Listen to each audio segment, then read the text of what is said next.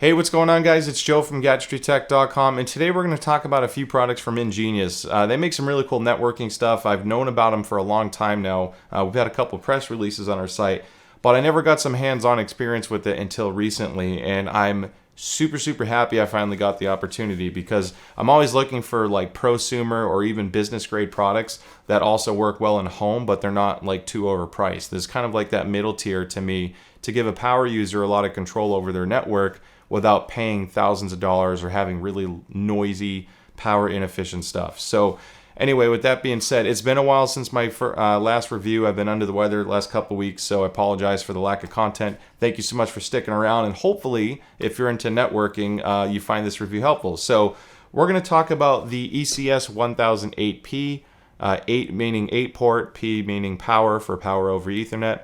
This is a nice design. It's fanless, so no noise operation. It comes with the power cord, of course. That's fairly straightforward. Physical switch on the back. Reset or LED mode on the front in case you want to see the status. But basically it has a 55 watt budget, meaning you can power several access points and you don't have to deal with the noise. Because it's a fanless design, if you only need a few ports for PoE, I really like not having noise. The last big PoE switch I got was like having a server in my closet, and it can get annoying after a while. So if you don't need that, this gives you a good option. Now, because of its size, it's compact, so it's not rack mountable. As you can tell, this is not a standard 19-inch rack size product. However, it does come with 2 little key slots on the back, so you can put 2 screws in the wall and hang it if you want. Those screws are included, and it also comes with rubber feet if you just want to set this down on something. It's got some weight to it, so even with the cables hanging off, or at least off the front, it shouldn't move around too much because of that weight. So with the rubber feet, it should still feel pretty secure. And I ran this for a long time and never really got hot. I never powered multiple access points, but the fanless operation and the good heat dissipation was great. So very quiet. We'll talk about all the features soon. But this guy, you can get it online right now for about $170.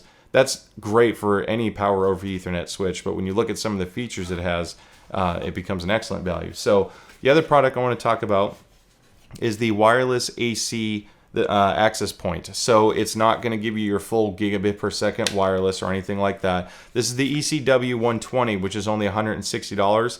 PoE based, so naturally these two go hand in hand really well.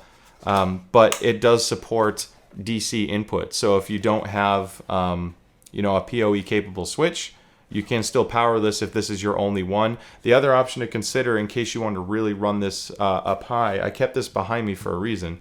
They make, to me, one of the best designed power over Ethernet injectors I've used because of very simple things. The power is on one side and the Ethernet is on the other. I hate them when they go all over the place because depending on how your Ethernet runs are, that can get really annoying seeing the wires stick out of different parts of the box.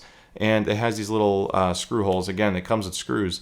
But if you want to mount this the same way as the switch, this will look really nice on the wall, and you can give yourself power over Ethernet if you don't have a switch that's capable. So this guy's about $40 retail. I think you can get it for about $30 on Amazon, give or take. Either way, it's pretty comparable. And this will give you the capability to power this up to 300 plus feet away or 100 meters away, which is like 330 feet. So most of my review is going to be on the software, and that's only because there's just so much you can change with this and configure that this review would easily pass 45 minutes if I were to talk about every single thing. I can tell you that this is designed to mount on the ceiling. You can wall mount it and it'll work, but it's more efficient on the ceiling. It comes with all the mounting hardware. On my wireless tests, I would get roughly 200 megabits per second throughout my home. This is about 3,500 square feet, and I got great reception in the driveway and backyard. So even though this isn't as fast as my Asus ROG router, the big advantage is the signal strength, and so much so that my iPhone ended up favoring this access point over my faster Asus access point just because the signal strength was better. It was more stable, so my phone just happened to stick with that. And that Asus router has like 8 giant antennas off it. It's huge. And I mounted this in the same exact spot as that. So the fact that this little internal array system for $160 gives you that kind of signal strength is amazing. So $160 for that. The switch retails or sells for about $170 online, and it's, again, very straightforward. A lot of the idea of what you can customize this is based off on the software, but it has a 16 gigabit switch plane support, so you're not capped by throughput in any way. You have full duplex on all 8 ports, so that's great. And it's a layer 2 plus switch, so you can do some VLAN stuff, and we'll talk about that in the software too. So with that being said, good performers. They have started a great price point, and because of their size and the way they mount, they're pretty versatile too. Now we're going to talk about the software. All right, now I'm going to show you the dashboard and why I like this product so much. It really comes down to the software because the performance is good, but it's useless if you can't control it well or if it's impossible to configure. So we're going to spend a little time here. If you can't tell, the URL is cloud.engenius.ai. And in case you don't like the dark dashboard, this little half moon shape, if you will, on the top right, you can click that, and now we're in the light mode. So I'm going to go back to dark. It's a little bit easier on the eyes. So I've already created an account, of course. When you go to that web page, it's going to ask you to sign in. If you don't have an account, just do your email address and password. You'll get an email to confirm. Once you've confirmed that, then you log into the cloud dashboard, and you won't see any products yet because you haven't registered. Very easy to do. If I click this little building symbol in the bottom left-hand corner, then I click on inventory and license, I'm going to see my products here. And because I've already associated them, it's attached to Joe's network. Now, if I bought a new access point, right now I only have one, but let's say I want to activate the mesh so I can have a stateful hop from one access point to the next. All I have to do is click on the top right here where it says register device. And once I do that, you can either use the app, which also is really slick. We'll show you that too. Or you can enter the serial number right off the product. And once you do that, as long as the product's online and connected to the internet, you're going to see it show up here very quickly. Once you've done that, that's when you can assign the product. And it says assign to network up here or remove from network. So you want to make sure that you have a network created. There is a default one. I just renamed the default one to my name because it's easier to distinguish. So anyway, as you can tell, the registration process is fairly straightforward. Once you know where to click, it only takes seconds. So I'm going to go back to the dashboard. I don't want to go too deep into everything because this video will run way too long. But I do want to show you some basics. So on the dashboard, this is just showing you that everything that should be up and running is. Now, EnGenius doesn't have a security gateway or router, if you will. So if you need an advanced firewall or router, you do want to purchase a prosumer product to go with it. Now, this dashboard will manage your switch and your access points, just not the router. So all your port forwarding, firewall rules, etc., that's managed elsewhere. I hope that they eventually do a security gateway because this software is just so good. It's been my favorite one to use as far as managing networking devices. Now, I've used Zyxel, I've used Ubiquiti, and Asus, the ROG router, which is typically what I use for the max performance on Wi-Fi. And this one, it looks good, it's easy to use, and there's some really slick features. So even though I don't have a security gateway, it can do traffic analysis. Now, as you can tell, I have a top application list right here. Now, I've generated some test traffic today. I'm not always on this network because we have a few here. But this gives you an idea. So I have an iPhone. It even shows me if I go up here that it's on the 5 gigahertz frequency. So you get a really quick snapshot of what's on what. You have your total bandwidth here, and then you can even look per client, which I like as well. So again, I don't want to spend too much time on this, but that home screen dashboard is really nice, and you can even break it down by SSID, day, time of week, etc. So let's keep going. Now, if I click on this little top computer screen on the top left here and click access points, this is the access point I have active right now. Now, it's really cool if I just click here, and you can click to the left to rename it in case you have one that, let's just say it's downstairs. So this is my downstairs access point, and done. So it moves pretty quick. But if I click elsewhere, a little drop down happens. And here I can get channel utilization, I can get my bandwidth or throughput, if you will. And you can also manually assign channels. If you do that, you have to know what other channels are in the area, so that whole channel scanning feature, if you will. When it's in auto, this will automatically do that scan and pick the appropriate channel. You can override it though if you know you need it to be on a certain one. Just click this little check mark, and then I can choose what channels to operate on, and I can even choose what decibel I want the antenna boost at. So if I'm having too much interference from one antenna fighting the other, I can tone it down in case I have too much signal strength and I don't want my neighbors to see it. So very easy to use. Again, all I had to do is click the access point and it drops down and you can make some really quick changes. So I'm going to close this out. We're going to do the same thing. Now I don't have a floor plan updated, but you can have a lot of access points throughout the country or world, and depending on what you've enabled, you can actually see where they're located in case you need to do a quick zoom in and out. This is good if you have a multi-client site throughout the country. So let's go back. I want to go to switches. The same idea happens here. So if I click on to the left, switch 1, and that's renamed. Now if I click somewhere in this area here, it'll drop down and I can see what ports I'm using. Currently I have an uplink port, and then I have a single Ethernet port going to my access point. And because this switch is a power over Ethernet switch, I don't have to deal with any adapters. It even shows me how much power I'm using based off my budget. So again, really easy to use. It just gives you a really quick idea or a quick snapshot of what's going on. Now we're only in the manage section. I'm not in the configure. So some of the features are missing in case you're looking for certain settings. We'll get into that. And here is the configuration I have. It's very straightforward. This is going to a security gateway and out to the World Wide Web. So now I want to show you the other basics. So if I click on the settings wheel, the cog wheel, and click SSID, this is where I can change the name of my network. Now you can have, it's very easy to create additional networks if you want a dedicated 2.4 versus a dedicated 5, or if you want them to be a hybrid together or multiple hybrids, whatever you do, you can do that all here. And then this is where you change the name of the SSID. You can turn it on and off, hide it, and then change your security or encryption settings. And it does do WPA3, which is great. Doesn't work on every device, so depending on compatibility, just keep that in mind. I stick with WPA2 PSK because it's everything works. I don't have to waste my time trying to get it set up. So you have bridge mode versus NAT mode, which I'm not going to get too technical, but it's basically how it's routing traffic, if it's masking IPs or exposing them. So there's a lot of cool stuff. Now, application analysis, that was that traffic analysis I was showing you earlier with the web traffic. If I click on advanced settings, there's a couple really cool things here. You can actually set as far as band steering goes. So if you always want it to be on 5 gigahertz, you can prefer that. Or if you want it to balance it based off load, you can have it throw some clients on 2.4 versus 5 in case you're overloading the 5. So I love that little feature here, and it's not too hard to find. Just hit the plus for advanced because it is a fairly advanced setting and you're good to go. Now you can set bandwidth limits. You can do it per client or a global limit. You could set bandwidth per SSID, and they even give you some quick templates here.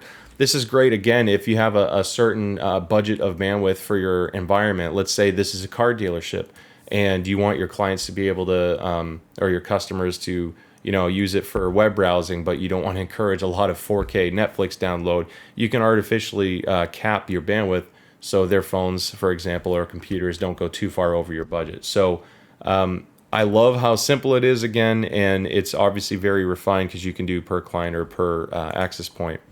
Captive portal, I don't do this, but you can have a lot of different methods, including Facebook Wi-Fi. So if people want to access your Wi-Fi, this is where you configure user login requirements. What do they have to check or read in order to be allowed to use your network? Splash page, this is just a landing page. When you first get on, it'll kind of like reroute your web traffic to the landing page first, then you hit continue, and you can customize this too. Schedule, so this is again controlling your security. If your business is always closed from 8 p.m. to 5 a.m., for example, you can have it so it's always dead in that time window. The LAN side will still work, but your access points will go dead. So it helps reduce your exposure and risk. And then access control, you can, per MAC address, if you have a bad client on there and you want to ban them, you can do that. If you have a good client that will always be approved, you can whitelist them here too. So that is the wireless in a nutshell. Again, I'm going to go back because I want to show you one other thing here. If I go on the home screen when I first click SSID, this is the one I was just editing. If you want a second SSID, you just do it on the top right again, kind of like the registration where you add to inventory. Just click add SSID and it's the same exact screen, but you would just type a brand new network and it'll do it. And if you have a template defined with policies, this clone feature is huge too, because if you have, again, the whole traffic shaping, forcing 5G or 5 gigahertz, or adjusting your bandwidth and balancing it out, you can do all that and import the template from your other network. So it just makes it real nice and easy. I'm going to go back because I do not want to create a second network right now. So radio settings, this is where you are changing the power transmit settings for this particular network. If you have more than one network or more than one access point, this is kind of like applying a global setting. But then you can go on the per access point level with that other screen I showed you earlier. So you can disable AX on either gigahertz or either channel, or sorry, either frequency. I'm talking a lot. So you can disable your wireless AX. Some clients or devices don't like AX. You have trouble connecting, especially Intel drivers on old drivers. They may not see the network. So disabling that should help give them an option to get online. So I'm not going to, again, spend too much time on this. Cloud users, if you have a radius as established in your environment, you can enable radius here and help with logins or user access management.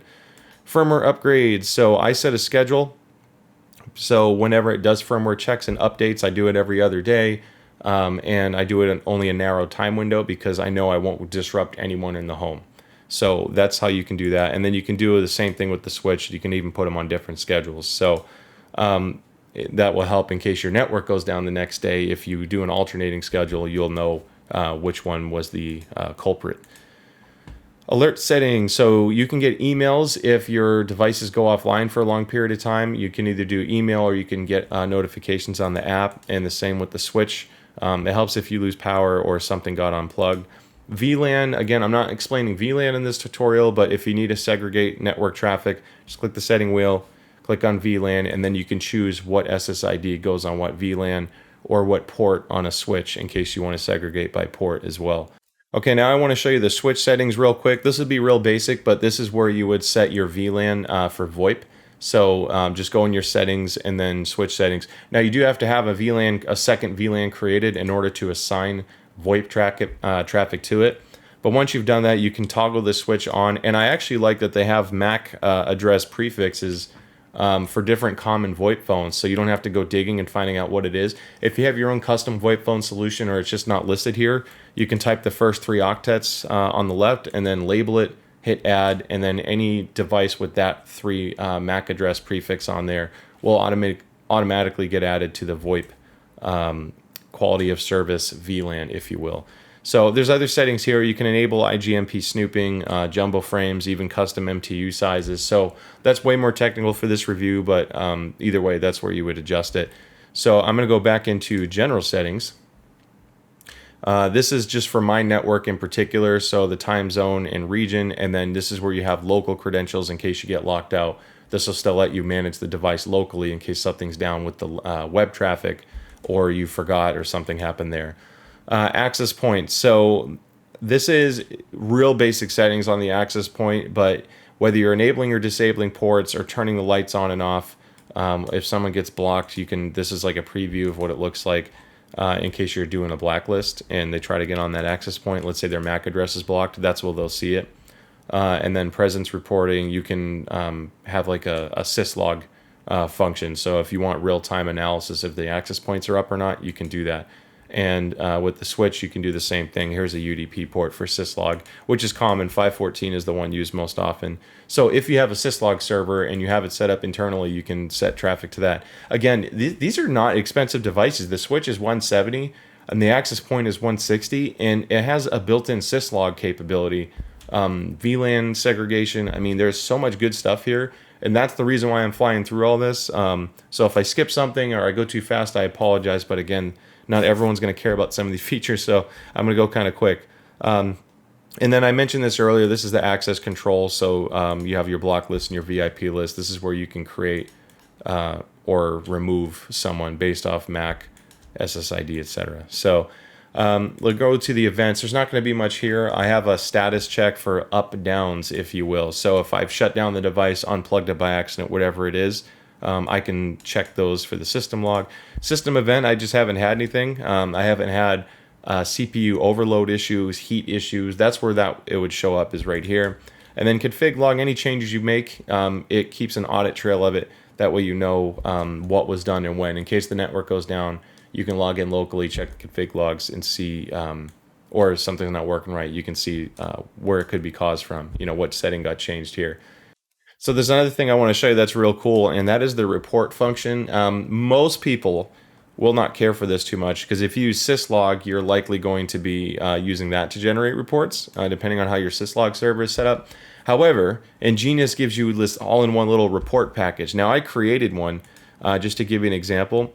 And when you make this was based off a task that I created. So I chose what to include. I chose the scope, the author, and like the network, if you will, which is the scope here. Author, language, etc. And if I actually pulled it up already. So I have my report, I have my name of the network, they have a table of contents here. And all this stuff was built by the EnGenius app through the web page, and it took roughly 2 to 3 minutes. So it was really, really quick. It's a nice little ad. Again, if you're running this in a small business or enterprise environment and you want some base reporting, I like that they give you something quick to work with here. Now on the bottom left, I have the users.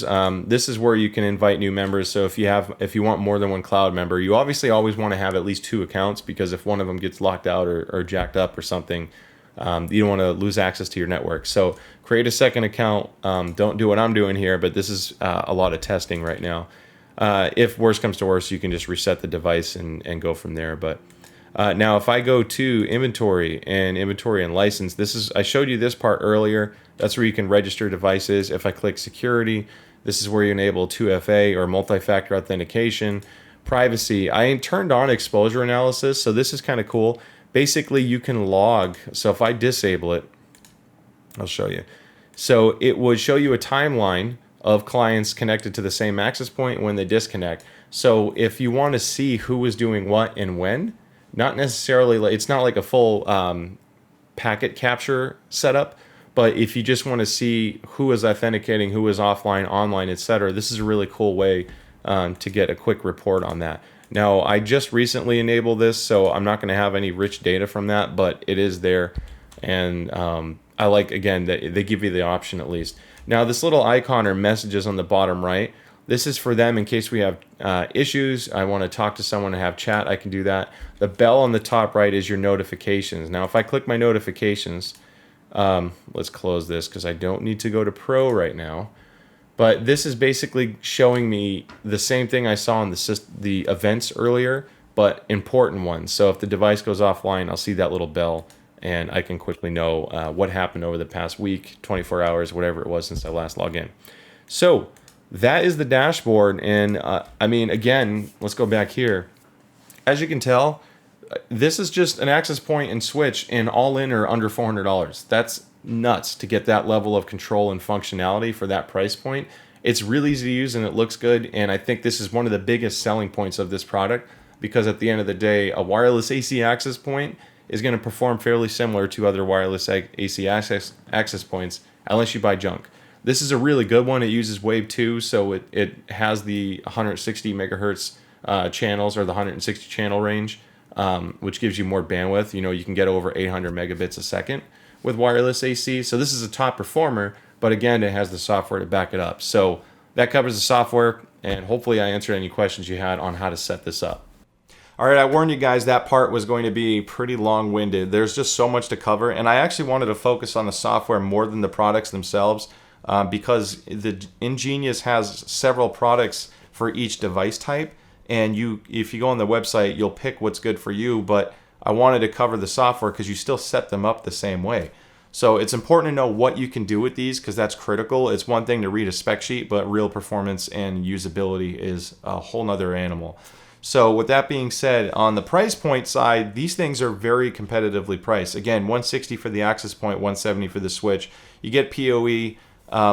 It's not the cheapest one out there realistically, especially when you look at some other switches, but this is a cloud-based switch and access point solution, and cloud-based products are much more expensive typically. So you can't just say, oh, it's a power over Ethernet switch, that's all I need. Having this level of configuration and adjustability and control over your network can be huge, especially in a more professional environment, whether it be a business, a lot of people using your network at once, giving you that control is critical. So I've liked EnGenius in the past. I've always thought they've had really cool looking products, and I'm glad that we finally got to cover them. And I hope you found this content helpful and answer any questions you may had. Now, when it came to real life performance, it was rock solid. As mentioned before, I had no wireless dropouts. My phone prefers this network over my more expensive wireless router from Asus all the time, just because the signal strength is so good and stable. So even though it's not as fast, you can always get an AX version if you need the speed. But man, performance was great. For the price, it's great. And I love how easy it is to control and configure. It's just a phenomenal product, and I think it'll go well with any good quality router or security gateway, depending on what you're using at home or at work. So anyway, thank you guys so much for watching this. If you have any questions, shoot me a comment below. I'll do my best to answer them for you. We're doing a lot of content again because I'm finally starting to get better. So expect a lot more stuff soon. If you like the way we approach things and you learn something, don't forget to subscribe because it supports the channel. A like is great, but I'm not here to beg for stats. I just like making content for everyone. So don't forget to subscribe. We have tons of cool stuff coming out. Thank you so much for stopping by, and I'll see you next time. See ya.